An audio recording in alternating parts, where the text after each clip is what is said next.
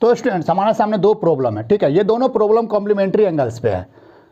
ये दोनों प्रॉब्लम जो है हमारा किस बेसिस पर दिया गया है, कॉम्प्लीमेंट्री एंगल पे, ठीक है। अब इसको समझने की हम कोशिश करते हैं, इस क्वेश्चन को कॉम्प्लीमेंट्री एंगल पे बनाना कैसे है, ठीक है। अगर आप इन दोनों क्वेश्चन में ध्यान से देखिएगा तो हमको निकालना, पहला वाला क्वेश्चन को अगर ध्यान से समझिएगा तो हमको निकालना है tan 63 डिग्री, दूसरा में है cot 27 डिग्री। क्या कोई ऐसा फार्मूला हम पढ़े हैं अभी तक ले कि हमको tan 63 डिग्री का वैल्यू पता हो या cot 27 डिग्री का वैल्यू पता हो? क्या इस क्वेश्चन में बात करें तो ना हमको tan 63 डिग्री का वैल्यू पता है, ना ही हमको cot 27 डिग्री का वैल्यू पता है। तो इसको बनाएं कैसे, ठीक है। तो इसको हम लोग बनाएंगे कॉम्प्लीमेंट्री एंगल पे। कैसे कॉम्प्लीमेंट्री एंगल बना रहा है तो ध्यान से समझिएगा। अगर हम ध्यान से देखें इसमें तो 63 और 27 ये दोनों आपस में कॉम्प्लीमेंट्री एंगल है। इन दोनों एंगल का सम कितना हो रहा है, 90 डिग्री। अगर इन दोनों एंगल का सम 90 डिग्री हो रहा है तो हम कह सकते हैं दोनों एंगल आपस में क्या है, कॉम्प्लीमेंट्री एंगल है। कॉम्प्लीमेंट्री एंगल है तो इसको हम लिख सकते हैं, ध्यान से समझिएगा students.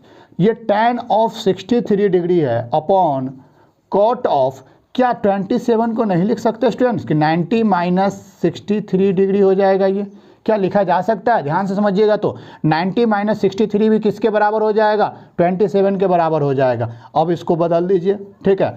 tan of 63 degree upon, ठीक है, cot ऑफ 90 माइनस थीटा कितना होता है स्टूडेंट्स, ठीक है। तो अभी पढ़ करके आए हैं कि cot ऑफ 90 माइनस थीटा किसके बराबर होता है, तो tan थीटा के बराबर होता है। ये थीटा यहाँ पर चला जाता है और ये cot tan में बदल जाता है, यही हो रहा है।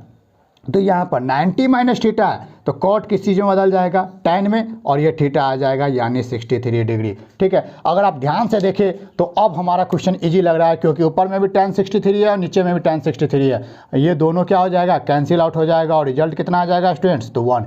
तो इस प्रकार से क्वेश्चन को, ठीक है, जब हमारा एंगल कॉम्प्लीमेंट्री एंगल में दिया हुआ रहेगा तो बिना वैल्यू निकाले भी हम क्या कर सकते हैं, क्वेश्चन को सॉल्व कर सकते हैं। ये चीज़ ध्यान में रखना है, ठीक है। तो कभी ये नहीं सोचना है कि हमको 60 डिग्री का वैल्यू पता नहीं है, 27 डिग्री का वैल्यू पता नहीं है, तो ये क्वेश्चन कैसे बनेगा, ठीक है। सबसे पहले ये सोचना है कि अगर इस प्रकार का क्वेश्चन दिया हुआ है तो कॉम्प्लीमेंट्री एंगल बना रहा है या नहीं बना रहा है। अगर कॉम्प्लीमेंट्री एंगल बना रहा है तो क्वेश्चन क्या हो सकता है, चुटकी में बन सकता है। कोई दिक्कत है स्टूडेंट्स, ठीक है। तो स्टूडेंट्स अब हम क्वेश्चन नंबर 2 की तरफ बढ़ते हैं।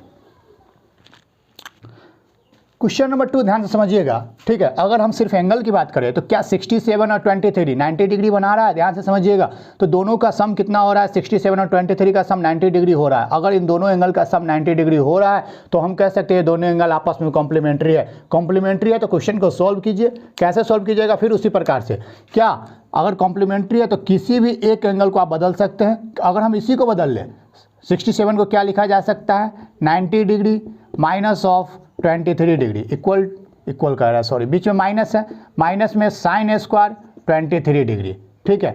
अब ये कितना हो गया, कॉस स्क्वायर 90 माइनस थीटा, ठीक है। तो स्क्वायर को तो बाद में लिखा जा सकता है, इसको हम क्या लिख सकते हैं, कॉस ऑफ 90 माइनस 23 डिग्री का whole square minus of sine square 23 degree.